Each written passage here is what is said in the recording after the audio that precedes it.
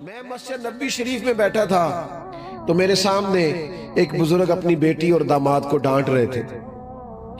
کہہ رہے تھے کہ دیکھو مینوں دوتریاں نالوں اگے کون ہوندا ہے پر بال مینوں کچھ بھی نہیں کرن دیندے, ایتھے مسیتے بھی وہ میرے پیچھے ہی نے, تھوڑا جہا سنبھالو. تو میں نے ان سے کہا بزرگوں بنتا تو نہیں پر اگر اجازت دیں تو اب چونکہ میرے کانوں سے بات ٹکرا گئی ہے تو تھوڑا سا میرے دل میں بات آئی ہے, اگر آپ اجازت دیں. کہنے لگے کر لیں. میں نے کہا آپ تو بڑے بختوں والے ہیں, اس مسجد میں نواسوں سے پیار کرنا تو مدینے والے کا طریقہ ہے. تو اللہ نے کوئی ایسا ماحول بنا دیا, وہ تو رونے لگ گئے. کہنے لگے بس ٹھیک ہے پھر مینوں کام مل گیا, میرا تو یہ رنگ بھی عبادت والا ہو گیا. سمجھ آ گئی؟ او بھائی بچوں کو وقت دو. اور خوشامد سے اللہ نے ویسے ہی بڑا بچا کے رکھا ہے, کبھی ضرورت ہی نہیں پڑی. اللہ جانتا ہے کبھی ضرورت نہیں پڑی. کرو مدح اہل دول رضا اور پڑے اس بلا میں میری بلا. میں گدا ہوں اپنے کریم کا, میرا دین پا رہا ہے نہ, ضرورت ہی نہیں پڑی سانو تخت ہزارے دی لوڑ کیے. نالے کی لگے شہر بمبول دے نال اسی تھے اپنی بال کے سیکنے, ضرورت نہیں کبھی پڑی. لیکن آپ کو دیانتداری سے کہتا ہوں محفلوں میں اکثر مجھے قوم کی فکر ہونے لگتی ہے. یہاں پنکھے لگا دیے گئے قریب قریب کر کے, اور آپ کے پاس وہ ساری سہولت موجود نہیں ہے, تو بار بار دل میں اتنی سپیڈ سے تقریر کرتا نہیں. کوشش کر رہا ہوں کہ تھوڑے وقت میں زیادہ باتیں کروں اور گفتگو جلدی سمیٹ دوں. اللہ تعالیٰ آپ کو ڈھیروں برکتیں دے. میں نا ایک دفعہ ایک جلسے میں گیا تو آپ کو پتہ ہے وہ ہم نے ایک بڑا مخصوص طبقہ پال لیا ہے. اللہ تعالیٰ معاف کرے, اللہ عزت دے دیتا ہے تو میری طرح کے لوگ سمجھتے ہیں شاید کو میرا ذاتی کمال ہے, تو وہ چکر میں پڑ جاتے ہیں. تو ایک نقیب صاحب تھے ایک جلسے میں, تو وہ بار بار نا قوم کو, اچھے اچھے لوگ بھی ہیں اس فیلڈ میں, بار بار تسی بڑے بے ذوق ہو, تسی سبحان اللہ نہیں کہیں دے, تسی فلان نہیں کر دے, تسی ہاتھ نہیں کھڑے کر دے. مصیبت ہے نا جی کچھ لوگوں کو. تو کچھ اس طرح کا انہوں نے ماحول بنا دیا کہ وہ مجھے ایسے لگا کہ یہ تو مجمع کی توہین ہے. تو اللہ مجھے معاف کرے, چونکہ ہم خود سب سے چھوٹے ہیں تو اتنی جلدی کوشش نہیں کرتے, لیکن میں نے ان کو تھام لیا ہلکا سا اور ان کو کان قریب کر کے نا میں نے کہا ادھر آؤ میری بات سن. میں کہا جنہوں نے تو کہہ رہے نا ذوق نہیں, یہ سارے مفت آئے نہیں, تو 30,000 روپیہ لے آئے نا کلے. ہون دا سے نا دا ذوق چنگا ہے کہ تیرا ذوق چنگا ہے, یہ فری ہے سارے.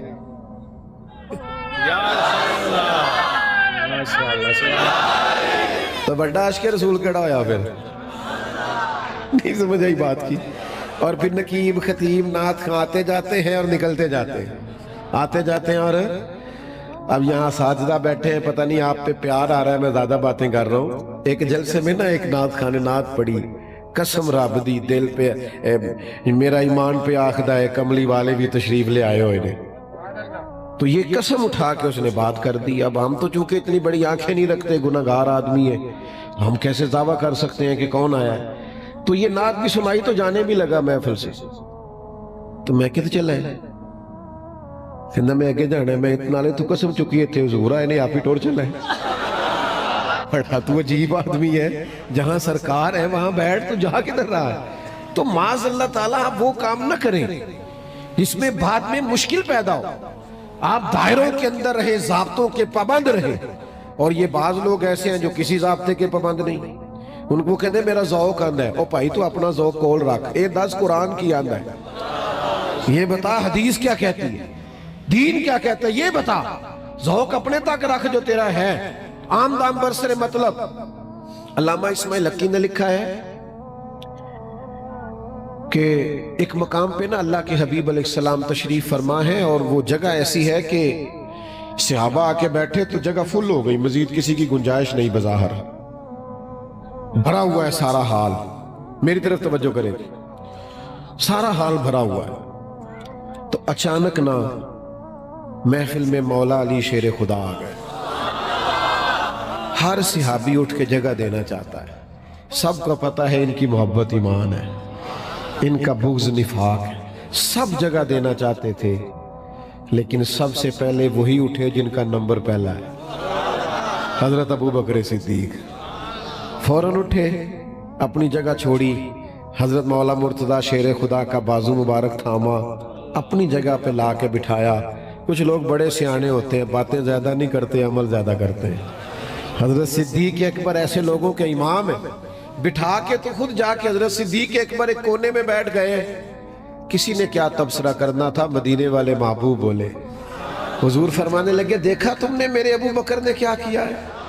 اور پھر حضور فرمانے لگے کوئی عزت والا ہی کسی کو عزت دیا کرتا ہے۔ تو ان کا پیار ہمیں سکھایا ہی صحابہ نے۔ تیسری بات، چند باتیں اس پر سنیں اور میں ختم کروں۔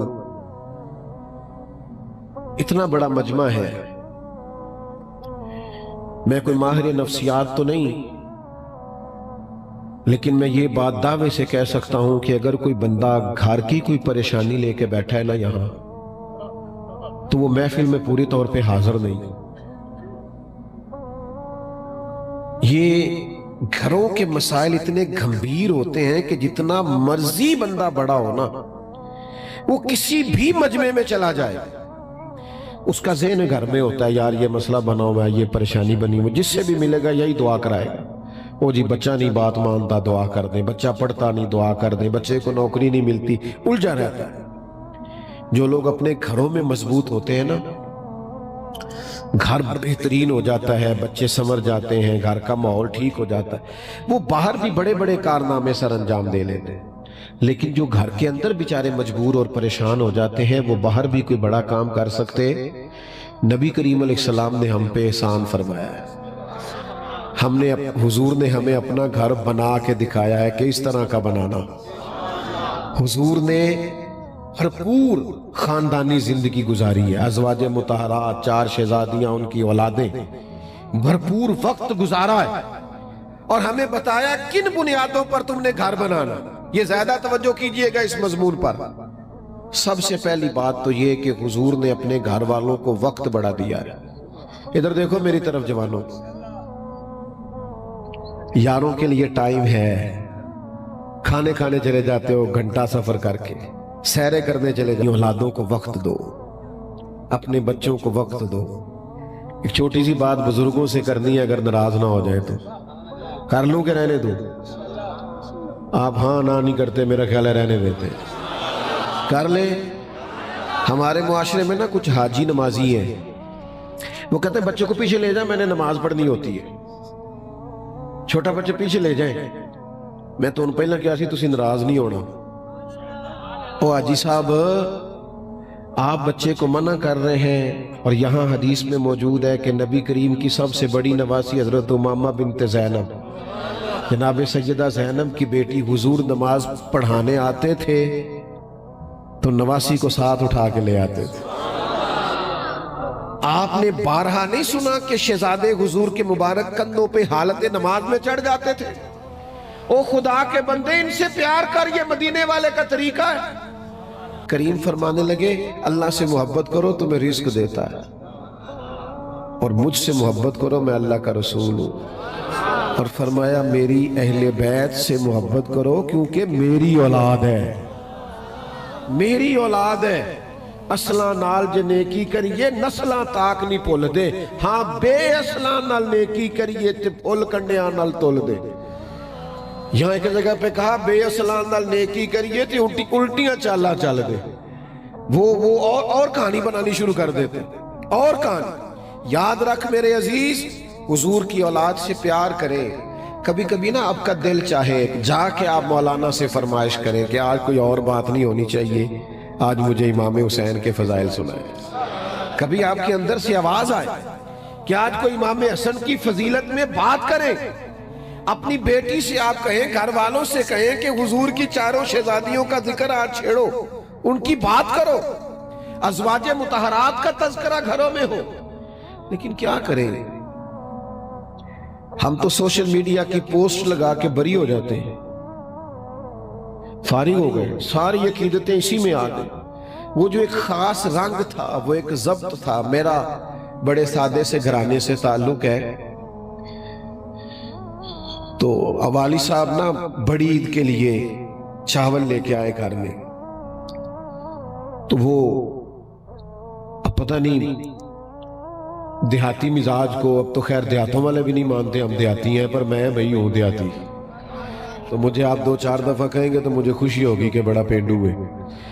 تو پہلے سیمپل لایا جاتا تھا، خواتین سے پاس کراتے تھے، اگر چاول ٹھیک ہیں تو پھر چاول ایسے ہوتا تھا جی چلو کچھ 4-5 تے پینڈو نکلے نا بچوں، تو وہ خواتین پاس کرتی تھیں گھر میں چاول ٹھیک ہے تو پھر چاول آ جاتا۔ والد صاحب کچھ دن پہلے چاول لے آئے، وہ پاس ہو گئے، اماں جی نے کہا بڑے مزیدار ہیں، خوشبو بھی اچھی ہے اور پھول بھی بڑے گئے پک کے، اور کمال ہے، تو وہ چاول جو تھے وہ 1-2 بوری آ گئے، تو وہ عید پہ 1-8 دفعہ پکے، اس کے بعد وہ جو پرانے گھر میں پڑے تھے وہ پکنے لگ گئے، تو 1-2 دفعہ پکے تو ابا جی کہنے لگے کہ وہ چول کتنے نہیں جڑے میں عید لے آیا سا، وہ کتنے گیا سانو پھر پرانے دینے شروع کرتے ہیں۔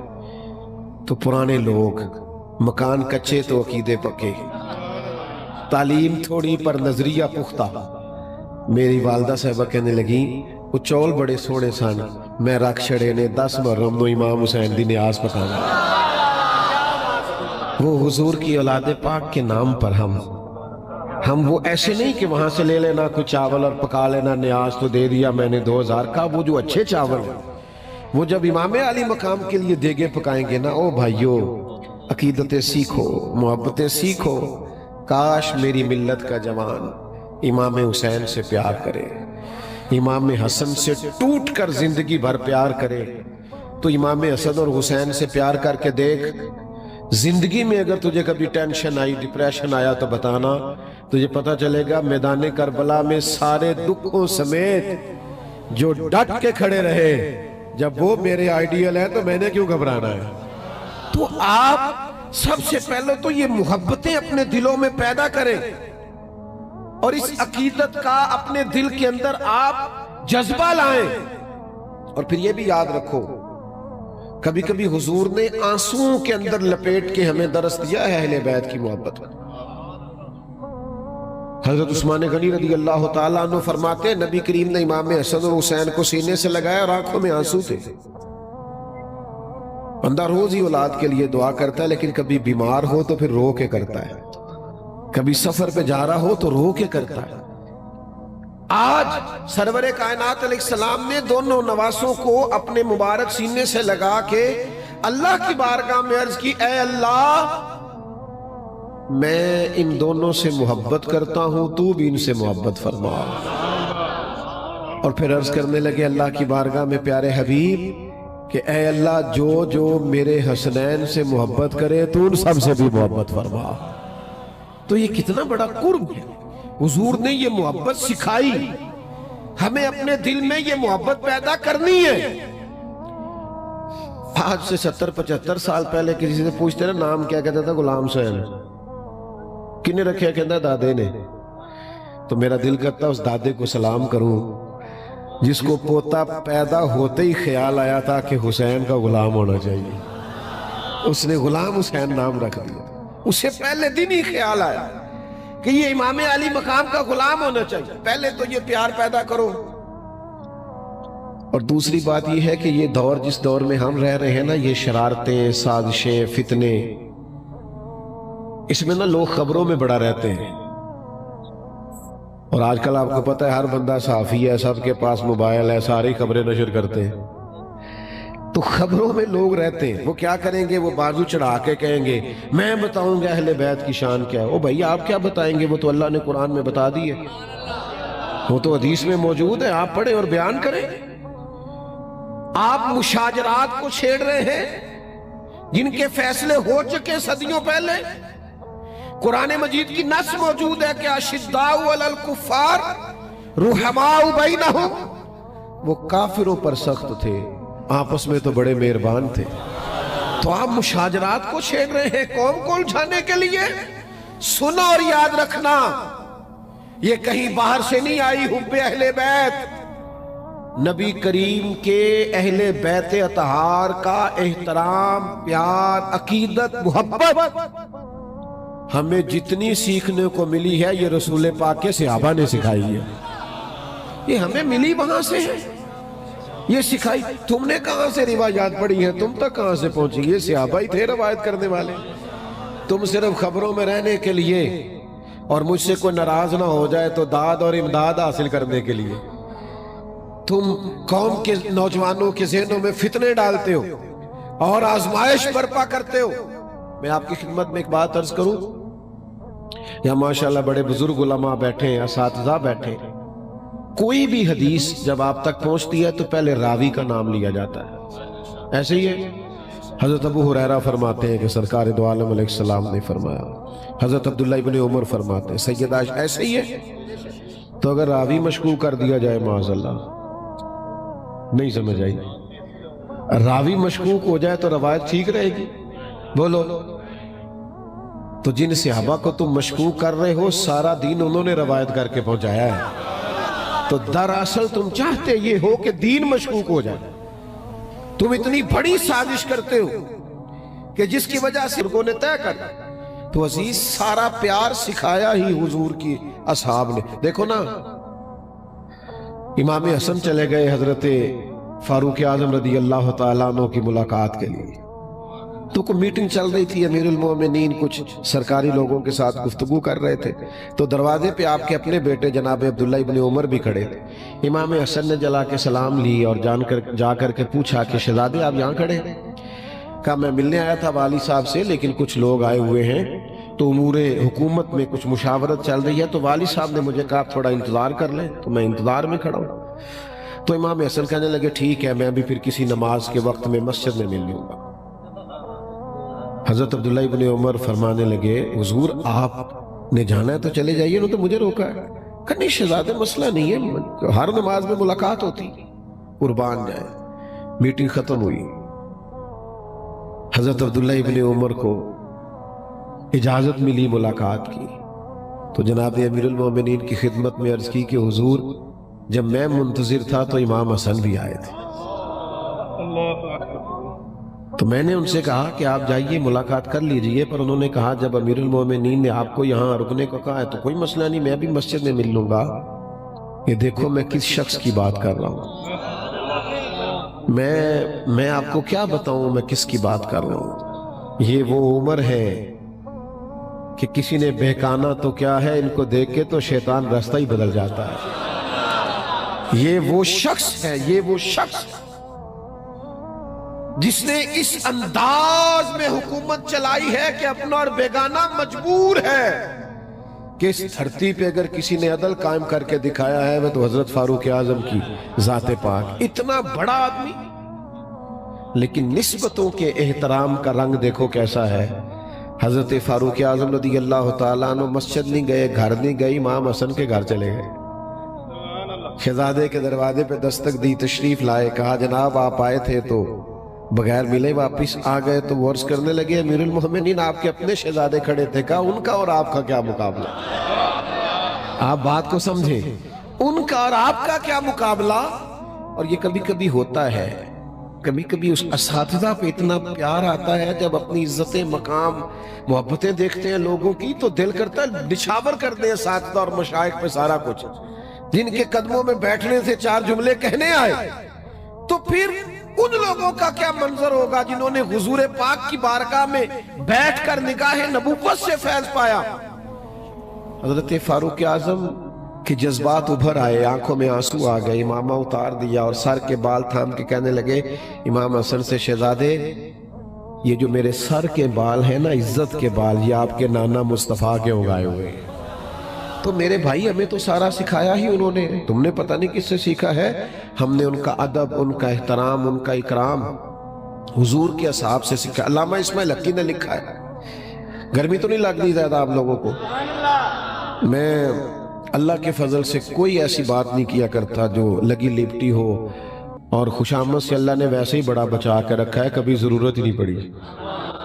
اللہ جانتا ہے کبھی ضرورت نہیں پڑی. کرو مدح اہل دول رضا اور پڑے اس بلا میں میری بلا. میں گدا ہوں اپنے کریم کا، میرا دین پارا ہے نہ ضرورت ہی نہیں پڑی. سانو تخت ہزارے دی لوڑ کیے نالے کی لگے شہر بمبول دے نال اسی تے اپنی بال کے سیکنے. ضرورت نہیں کبھی پڑی. لیکن آپ کو دیانتداری سے کہتا ہوں محفلوں میں اکثر مجھے قوم کی فکر ہونے لگتی ہے. یہاں پنکھے لگا دیے گئے قریب قریب کر کے، اور آپ کے پاس وہ ساری سہولت موجود نہیں ہے، تو بار بار دل میں اتنی سپیڈ سے تقریر کرتا نہیں. کوشش کر رہا ہوں کہ تھوڑے وقت میں زیادہ باتیں کروں اور گفتگو جلدی سمیٹ دوں. اللہ تعالیٰ آپ کو ڈھیروں برکتیں دے. میں نا ایک دفعہ ایک جلسے میں گیا تو آپ کو پتہ ہے وہ ہم نے ایک بڑا مخصوص طبقہ پال لیا ہے، اللہ تعالیٰ معاف کرے، اللہ عزت دے دیتا ہے تو میری طرح کے لوگ سمجھتے ہیں شاید کو میرا ذاتی کمال ہے، تو وہ چکر میں پڑ جاتے ہیں۔ تو ایک نقیب صاحب تھے ایک جلسے میں، تو وہ بار بار نا قوم کو، اچھے لوگ بھی ہیں اس فیلڈ میں، بار بار تسی بڑے بے ذوق ہو، تسی سبحان اللہ نہیں کہیں دے، تسی فلان نہیں کر دے، تسی ہاتھ نہیں کھڑے کر دے، مصیبت ہے نا جی کچھ لوگوں کو۔ تو کچھ اس طرح کا انہوں نے ماحول بنا دیا کہ وہ مجھے ایسے لگا کہ یہ تو مجمع کی توہین ہے۔ تو اللہ مجھے معاف کرے، چونکہ ہم خود سب سے چھوٹے ہیں تو اتنی جلدی کوشش نہیں کرتے، لیکن میں نے ان کو تھام لیا ہلکا سا اور ان کو کان قریب کر کے نا میں نے کہا ادھر آؤ میری بات سن۔ میں کہا جنہوں نے تو کہہ رہے نا ذوق نہیں، یہ سارے مفت آئے نہیں،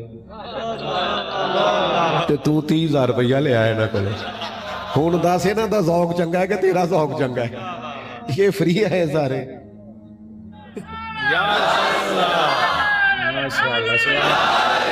تو بڑا عشق رسول کڑا ہویا پھر نہیں سمجھ آئی بات کی۔ اور پھر نقیب خطیب نعت خواں آتے جاتے ہیں اور نکلتے جاتے ہیں، آتے جاتے ہیں۔ اور اب یہاں ساجدہ بیٹھے ہیں، پتہ نہیں آپ پہ پیار آ رہا ہے، میں زیادہ باتیں کر رہا ہوں۔ ایک جلسے میں نا ایک نعت خواں نے نعت پڑھی، قسم رب دی دل پہ میرا ایمان پہ آخدہ ہے، کملی والے بھی تشریف لے آئے ہوئے نے۔ تو یہ قسم اٹھا کے اس نے بات کر دی۔ اب ہم تو چونکہ اتنی بڑی آنکھیں نہیں رکھتے، گناہگار آدمی ہے، ہم کیسے دعویٰ کر سکتے ہیں کہ کون آیا ہے۔ تو یہ نعت بھی سنائی تو جانے بھی لگا محفل سے، تو میں کدھر چلا ہے، کہنا میں آگے جانا ہے، میں اتنا لے تو قسم چکی تھے حضور آئے نے، آپ ہی ٹور چلا ہے۔ بڑا تو عجیب آدمی ہے، جہاں سرکار ہے وہاں بیٹھ، تو جہاں کدھر رہا ہے۔ تو معاذ اللہ تعالیٰ آپ وہ کام نہ کریں جس میں بعد میں مشکل پیدا ہو۔ آپ دائروں کے اندر رہے، ضابطوں کے پابند رہے۔ اور یہ بعض لوگ ایسے ہیں جو کسی ضابطے کے پابند نہیں، ان کو کہتے ہیں میرا ذوق آندہ ہے۔ او بھائی تو اپنا ذوق کول رکھ، اے 10 قرآن کی آندہ ہے، یہ بتا حدیث کیا کہتی ہے، دین کیا کہتا ہے، یہ بتا۔ ذوق اپنے تک رکھ جو تیرا ہے، عام دام برسر مطلب۔ علامہ اسماعیل حقی نے لکھا ہے کہ ایک مقام پہ نا اللہ کے حبیب علیہ السلام تشریف فرما ہے، اور وہ جگہ ایسی ہے کہ صحابہ آ کے بیٹھے تو جگہ فل ہو گئی، مزید کسی کی گنجائش نہیں، بظاہر بھرا ہوا ہے سارا حال۔ میری طرف توجہ کریں، سارا حال بھرا ہوا ہے۔ تو اچانک نا محفل میں مولا علی شیر خدا آ گئے۔ ہر صحابی اٹھ کے جگہ دینا چاہتا ہے، سب کو پتہ ہے ان کی محبت ایمان ہے، ان کا بغض نفاق ہے، سب جگہ دینا چاہتے تھے، لیکن سب سے پہلے وہی اٹھے جن کا نمبر پہلا ہے، حضرت ابو بکر صدیق۔ فوراً اٹھے، اپنی جگہ چھوڑی، حضرت مولا مرتضیٰ شیر خدا کا بازو مبارک تھاما، اپنی جگہ پہ لا کے بٹھایا۔ کچھ لوگ بڑے سیانے ہوتے ہیں، باتیں زیادہ نہیں کرتے، عمل زیادہ کرتے ہیں۔ حضرت صدیق اکبر ایسے لوگوں کے امام ہیں، بٹھا کے تو خود جا کے حضرت صدیق اکبر ایک کونے میں بیٹھ گئے۔ کسی نے کیا تبصرہ کرنا تھا، مدینے والے محبوب بولے، حضور فرمانے لگے دیکھا تم نے میرے ابو بکر نے کیا کیا ہے؟ اور پھر حضور فرمانے لگے کوئی عزت والا ہی کسی کو عزت دیا کرتا ہے۔ تو ان کا پیار ہمیں سکھایا ہی صحابہ نے۔ تیسری بات، چند باتیں اس پر سنیں اور میں ختم کروں۔ اتنا بڑا مجمع ہے، میں کوئی ماہر نفسیات تو نہیں، لیکن میں یہ بات دعوے سے کہہ سکتا ہوں کہ اگر کوئی بندہ گھر کی کوئی پریشانی لے کے بیٹھا ہے نا یہاں، تو وہ محفل میں پوری طور پہ حاضر نہیں۔ یہ گھروں کے مسائل اتنے گھمبیر ہوتے ہیں کہ جتنا مرضی بندہ بڑا ہو نا، وہ کسی بھی مجمع میں چلا جائے، اس کا ذہن گھر میں ہوتا ہے، یار یہ مسئلہ بنا ہوا ہے، یہ پریشانی بنی ہوئی، جس سے بھی ملے گا یہی دعا کرائے گا۔ وہ جی بچہ نہیں بات مانتا، دعا کر دیں، بچہ پڑھتا نہیں، دعا کر دیں، بچے کو نوکری نہیں ملتی، الجھا رہتا ہے۔ جو لوگ اپنے گھروں میں مضبوط ہوتے ہیں نا، گھر بہترین ہو جاتا ہے، بچے سنور جاتے ہیں، گھر کا ماحول ٹھیک ہو جاتا ہے، وہ باہر بھی بڑے بڑے کارنامے سر انجام دے لیتے ہیں۔ لیکن جو گھر کے اندر بیچارے مجبور اور پریشان ہو جاتے ہیں، وہ باہر بھی کوئی بڑا کام کر سکتے۔ نبی کریم علیہ السلام نے ہم پہ احسان فرمایا ہے، حضور نے ہمیں اپنا گھر بنا کے دکھایا ہے کہ اس طرح کا بنانا. حضور نے بھرپور خاندانی زندگی گزاری ہے. ازواج مطہرات، 4 شہزادیاں، ان کی اولادیں، بھرپور وقت گزارا ہے اور ہمیں بتایا کن بنیادوں پر تم نے گھر بنانا. یہ زیادہ توجہ کیجئے گا اس مضمون پر. سب سے پہلی بات تو یہ کہ حضور نے اپنے گھر والوں کو وقت بڑا دیا ہے. ادھر دیکھو میری طرف جوانوں، یاروں کے لیے ٹائم ہے. کھانے کھانے چلے جاتے ہو گھنٹہ سفر کر کے، سیرے کرنے چلے جاتے ہو. اولادوں کو وقت دو، اپنے بچوں کو وقت دو. ایک چھوٹی سی بات بزرگوں سے کرنی ہے، اگر ناراض نہ ہو جائے تو کر لوں کہ رہنے دوں؟ آپ ہاں نہ نہیں کرتے، میرا خیال ہے رہنے دیتے. کر لیں. ہمارے معاشرے میں نا کچھ حاجی نمازی ہیں، وہ کہتے ہیں بچوں کو پیچھے لے جائیں، میں نے نماز پڑھنی ہوتی ہے. چھوٹا بچے پیچھے لے جائیں. میں تو ان پہلا کیا سی تسی ناراض نہیں ہونا. او حاجی صاحب، آپ بچے کو منع کر رہے ہیں، اور یہاں حدیث میں موجود ہے کہ نبی کریم کی سب سے بڑی نواسی حضرت امامہ بنت زینب، جناب سیدہ زینب کی بیٹی، حضور نماز پڑھانے آتے تھے تو نواسی کو ساتھ اٹھا کے لے آتے تھے. آپ نے بارہا نہیں سنا کہ شہزادے حضور کے مبارک کندھوں پہ حالت نماز میں چڑھ جاتے تھے؟ او خدا کے بندے، ان سے پیار کر، یہ مدینے والے کا طریقہ ہے. میں مسجد نبوی شریف میں بیٹھا تھا تو میرے سامنے ایک بزرگ اپنی بیٹی اور داماد کو ڈانٹ رہے تھے. کہہ رہے تھے کہ دیکھو مینوں دوتریاں نالوں اگے کون ہوندا ہے، پر بال مینوں کچھ بھی نہیں کرن دیندے، ایتھے مسیتے بھی وہ میرے پیچھے ہی نے، تھوڑا جہا سنبھالو. تو میں نے ان سے کہا بزرگوں بنتا تو نہیں، پر اگر اجازت دیں تو اب چونکہ میرے کانوں سے بات ٹکرا گئی ہے تو تھوڑا سا میرے دل میں بات آئی ہے، اگر آپ اجازت دیں. کہنے لگے کر لیں. میں نے کہا آپ تو بڑے بختوں والے ہیں، اس مسجد میں نواسوں سے پیار کرنا تو مدینے والے کا طریقہ ہے. تو اللہ نے کوئی ایسا ماحول بنا دیا، وہ تو رونے لگ گئے. کہنے لگے بس ٹھیک ہے، پھر مینوں کام مل گیا. میرا تو یہ رنگ بھی عبادت والا ہو گیا. سمجھ آ گئی؟ او بھائی، بچوں کو وقت دو. تمہیں اس وقت پتہ چلتا ہے جب تمہارا بچہ کسی بد عقیدہ کے اور بد کردار کے ہتھے چڑھ جاتا ہے. وہ دوستی کسی برے سے لگا لیتا ہے. کیوں؟ کہ ابا جی نے کہا ٹائم نہیں دیا، وقت نہیں دیا. دنیا میں سب سے مصروف زندگی مدینے والے محبوب علیہ السلام نے گزاری ہے، پر حضور اپنے نواسوں سے پیار کرتے، شفقت کرتے. ساتھ گھر تھا سیدہ فاطمہ کا، مسجد میں دروازہ کھلتا تھا، پھر بھی ایک دن فرمایا فاطمہ آج رات آپ کے گھر میں رہوں گا. سیدہ فرماتی حضور میرے گھر آئے، آرام کیا، ایک طرف امام حسن کو لٹایا، ایک طرف امام حسین کو.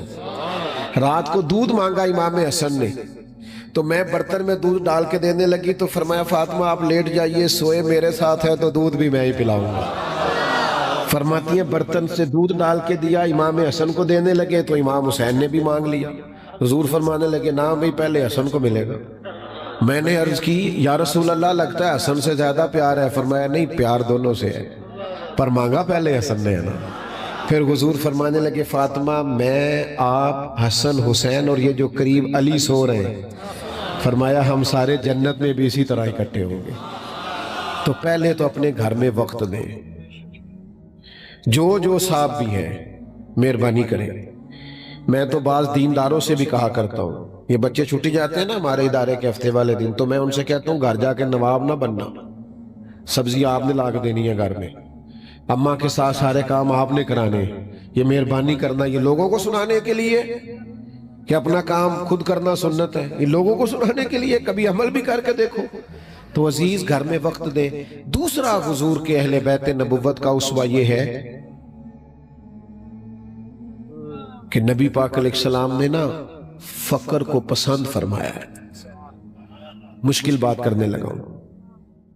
ایک وقت کھانا اور ایک وقت فاقہ، یہ نبی پاک نے اللہ سے مانگ کے لیا ہے. ترمذی شریف میں موجود ہے. حضور نے اللہ کی بارگاہ میں دعا کی. سنو کریم نے دعا کی یا اللہ ایک وقت روٹی دینا، ایک وقت فاقہ دینا. آج تو یہ مولوی پیر بھی دعا نہیں مانگے گا الا ماشاءاللہ. ایک وقت کا فاقہ اللہ سے مانگا نبی پاک نے. یہ جو حضور کے گھر میں مہینہ مہینہ چولہا نہیں جلا تو اس فقر پر حضور مجبور نہیں، یہ فقر حضور کی پسند ہے۔ حضور نے اللہ سے فاقہ، ہم اتنی دولت لے آتے ہیں گھروں میں اور سمجھتے ہیں محض دولت سے کام چلے گا۔ ساری خواہشیں بچوں کی پوری کرنا ہی کمال نہیں، کوئی خواہش پوری نہیں بھی ہونی چاہیے تاکہ انہیں صبر کرنا بھی تو آئے نا، حوصلہ کرنا بھی تو آئے نا۔ حضور فرماتے مجھے تو اللہ نے اختیار دیا تھا، چاہوں تو نبی اور بادشاہ بن جاؤں، پر میں نے عرض کی مالک میں تیرا بندہ اور نبی بننا چاہتا ہوں۔ تو فقر حضور کی پسند ہے۔ گھر میں مہینہ مہینہ چولہا نہیں جلا تو اپنے گھروں میں سادگی کو فروغ دیں، سادگی کو۔ آج کل مسئلہ ضروریات کا نہیں، خواہشات کا ہے۔ گھر میں 2-4 ہزار کا فاسٹ فوڈ نہ آئے تو گھروں کی رات ہی نہیں گزرتی۔